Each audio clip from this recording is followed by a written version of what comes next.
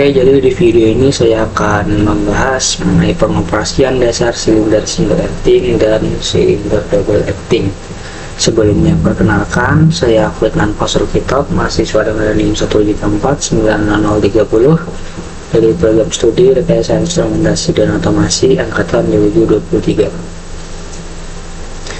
Saya membuat video ini guna memenuhi tugas mata kuliah praktikum pneumatik dan hidrolik. Lanjut. Tujuan praktikum yang pertama, memahami prinsip kerja silinder pneumatik single acting dan double acting. Yang kedua, mengetahui kondisi dan aplikasi yang tepat untuk penggunaan silinder single acting dan double acting. Yang ketiga, mempelajari cara mengoperasikan dan menghubungkan aktuator pneumatik dengan PLC atau Programmable Logic Control sebagai sistem kendali. Oke, lanjut. Pertanyaan umum. Pertanyaan umum ini sebenarnya lebih ke poin-poin yang akan kita bahas. Yang pertama itu, apa itu silinder single acting dan double acting? Selanjutnya, kapan sebaiknya menggunakan silinder single acting dan kapan sebaiknya menggunakan silinder double acting? Yang ketiga, bagaimana cara mengoperasikan silinder single acting dan juga silinder double acting? Keempat, bagaimana dengan cara apa menghubungkan pneumatik ke PLC? Nah, ini lebih ke keempat ini lebih ke programnya. Ini silinder single acting. Silinder single acting adalah aktuator pneumatik yang hanya bekerja dengan satu port udara bertekanan, di mana hanya ada satu inputan udara. Sebenarnya gerakan maju atau piston dorong keluar dilakukan oleh tekanan udara atau push type single acting dengan tipe push.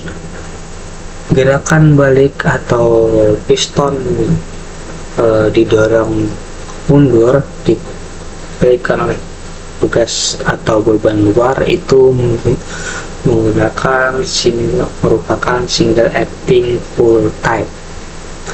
Ciri utamanya lebih sederhana dan hemat udara dibanding double acting, hanya menghasilkan gaya penuh saat maju atau mundur. Jadi hanya ada satu kekuatan, dimana itu kalau yang push type dia lebih kuat di dorongan maju, sedangkan full type dia lebih kuat di dorongan mundur.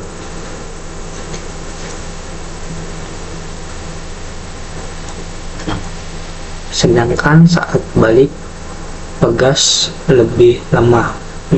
Jadi pada silinder single acting ini, ketika kita ingin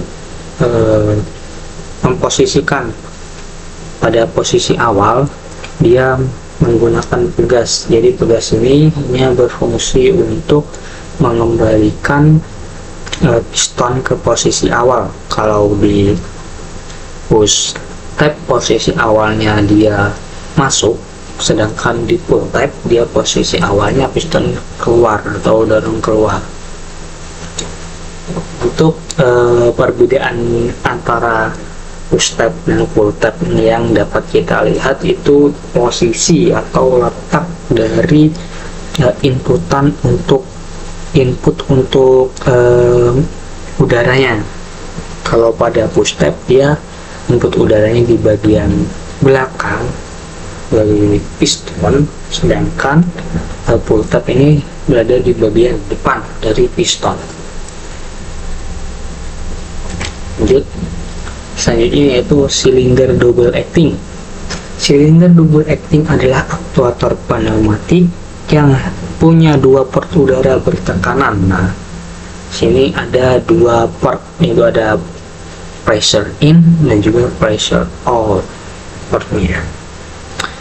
Gerakan maju atau piston didorong keluar dilakukan oleh udara bertekanan, dan gerakan balik atau mendorong piston mundur juga dilakukan oleh udara bertekanan, bukan pegas. Jadi pada silinder double acting ini tidak dapat gas. Jadi untuk ketika kita bisa jadi di ini posisi awalnya bisa piston masuk ke dalam ataupun piston dalam keluar untuk posisi awalnya, jadi lebih menyesuaikan. Ciri utamanya, gaya dorong kuat di kedua arah, mau maju atau mundur dia sama karena dia dapat dikontrol, itu sesuai kemauan kita, mau maju atau mundur itu sama-sama kuat. Gerakan lebih stabil, cepat, dan bisa diatur. Nah, itu kan bisa diatur, jadi dia gerakannya lebih cepat karena kenapa? Karena dia dapat dikontrol menggunakan udara, mau maju mundurnya dia cepat, jadi tidak seperti yang single acting. Mungkin kalau yang single acting yang push dia lebih cepatnya ke dorong maju, sedangkan yang pull dia hanya cepatnya didorong mundur karena dia hanya kuat di satu posisi saja. Selanjutnya, konsumsi udara lebih banyak dibanding single acting. Nah, jelas karena dia sama-sama menggunakan udara atau angin untuk melakukan mau dorong keluar ataupun dorong masuknya, dia sama-sama menggunakan angin. Cocok untuk aplikasi yang butuh gerakan bolak-balik terus menerus, misalnya silinder penggerak mekanik, pintu otomatis, atau sistem handling material. Oke, lanjut. Nah, kapan sih single acting itu baiknya digunakan? Nah, jadi single acting itu baiknya digunakan pada aplikasi yang hanya membutuhkan gerakan satu arah kerja dengan dorongan udara bertekanan, sementara gerakan bermu dibantu oleh pegas atau beban eksternal. Jadi dia lebih dimana kita ingin membuat sebuah alat, ketika kita hanya fokus pada gerakan maju, kita ya menggunakan yang single acting push. Ketika hanya fokus pada gerakan atau dorongan mundur, dia kita menggunakan yang single acting pull tadi. Jadi dia hanya ketika kita hanya membutuhkan antara pull atau push gitu. Silinder ini cocok untuk mekanisme sederhana yang tidak memerlukan gaya besar secara terus-menerus seperti pada clamping gitu, pada ejecting, positioning, atau lifting. Selanjutnya, kapan kita baiknya menggunakan double acting? Jadi double acting dipakai ketika sistem membutuhkan gerakan bolak-balik yang sama kuat di kedua arah. Nah, jadi ketika kita ingin beratur antara dorongan push dan dorongan pull-nya itu sama-sama kuat, lebih baik kita menggunakan yang double acting karena dua-duanya diatur itu menggunakan angin atau udara. Jenis ini sering diaplikasikan pada proses industri yang memerlukan kontrol gerakan yang berulang, stabil, dan bertenaga, misalnya dalam handling material, pintu otomatis, mesin packaging, crusher, dan sistem robotik pick and place. Sebenarnya ini dapat kita lihat ini cara kerjanya itu seperti ini. Nah, ini cara kerja atau cara pengoperasian. Nah, kalau pada single acting dia hanya ada satu inputan untuk angin, jadi anginnya hanya berfokus. Kalau pada simulasi yang pada gambar ini, Dia merupakan single acting yang push, jadi dia hanya kuat pada dorongan keluar atau dorongan maju, dan dia akan ketika anginnya tidak bisa lebih. Nah, ketika anginnya ini tadi keluar, maka pegas akan balik ke posisi semula. Nah, sedangkan yang double acting ini dia ada dua inputan untuk anginnya, jadi tergantung kita maunya mau berfokus pada push atau pull, ataupun bisa dua-duanya disesuaikan. Kita ingin maju dan mundurnya secara cepat, bisa menggunakan double acting. Jadi single acting, udara belakangan masuk melalui satu port untuk mendorong piston keluar. Saat supply dihentikan, pegas internal mengembalikan posisi semula. Karena itu silinder ini hanya bekerja dengan gaya penuh semparan. Sedang double acting, udara bertekanan dialirkan secara bergantian kedua port. Jika udara masuk ke port depan, piston mendorong maju. Jika udara masuk ke port belakang, piston mendorong mundur. Dengan begitu, silinder mampu menghasilkan gaya penuh pada kedua arah. Oke, untuk kita bisa lihat simulasinya dan kita coba cari buat untuk sebentar.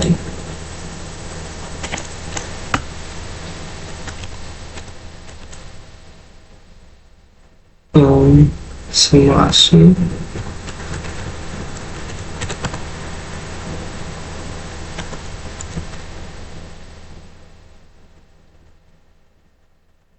apa ya?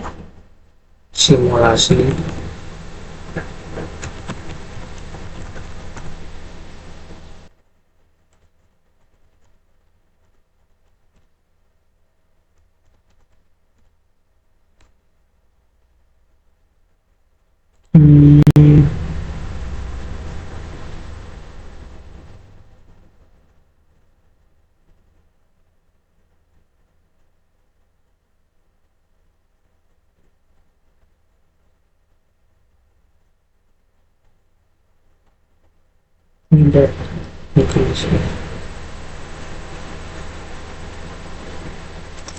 dia di bagian ini.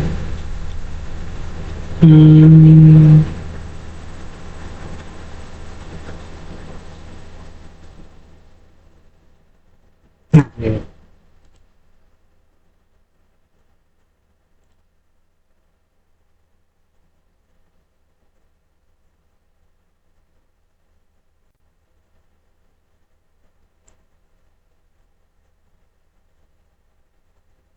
Nah, ini contoh dari penggunaan silinder double acting.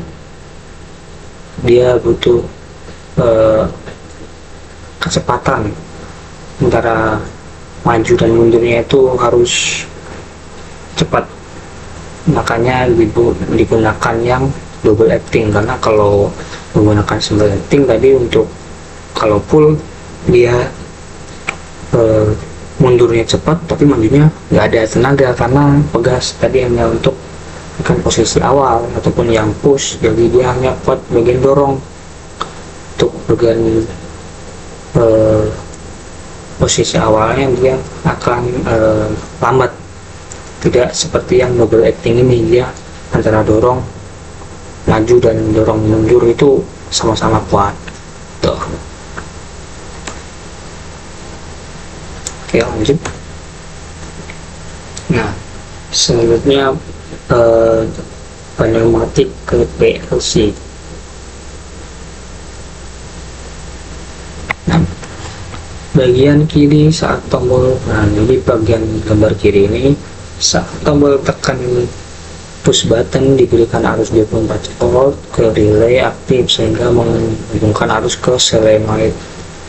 Solenoid ini menggerakkan katup sehingga udara masuk ke silinder mendorong piston keluar. Nah, ini tadi ketika push buttonnya ini tadi ditekan, maka solenoid valve ini dia akan memberikan udara masuk, kemudian piston akan terdorong maju, maka silinder akan keluar. Nah, dan ketika push buttonnya kita matikan, maka dia akan pegas ini tadi akan mengembalikan ke posisi awal, jadi dia akan mundur lagi secara perlahan. Nih biasanya bagian kanan ketika tombol dilepas harus terputus, rakyat mati, katup kembali ke posisi semula dengan pegas udara keluar melalui port exhaust dan piston kembali ke posisi awal karena pegas silinder. Nah, itu. Selanjutnya yaitu ladder dari PLC-nya.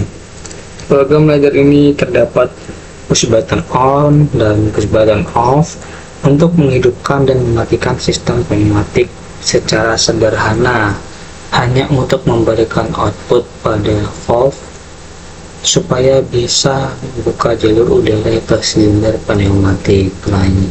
Jadi ketika push button on, maka dia akan tertutup, harus mengalir ke coil, harusnya akan mengalir ke coil atau output valve,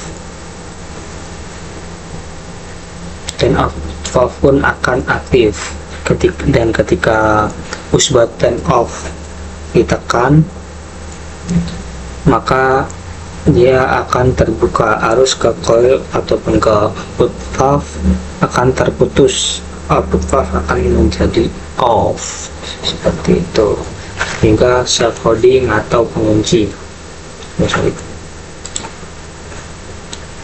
Setelah push button on ditekan, output valve akan tetap on walaupun tombol push button on dilepas. Nah, karena ada kontak output valve yang dipasang paralel dan paralel. Nah, jadi selama push button off tidak ditekan, output valve akan tetap on. Tuh, ini lebih ke program PLC-nya. Dan juga untuk ini ketika kita mengontrol melalui program, ataupun kan kita dapat mengontrol melalui program untuk mematikan dan menghidupkan yang solenoid valve-nya tadi, dapat kita kontrol melalui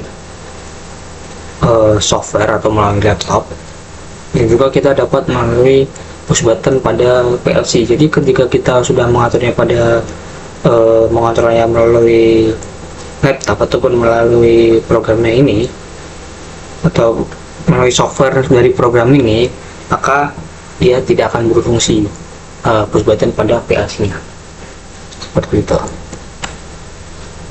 Oke, selanjutnya ya.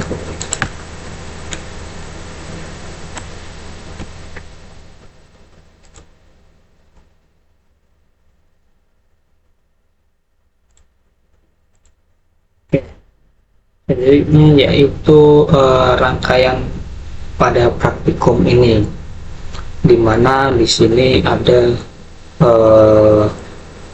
pada yang bagian kiri ini itu rangkaian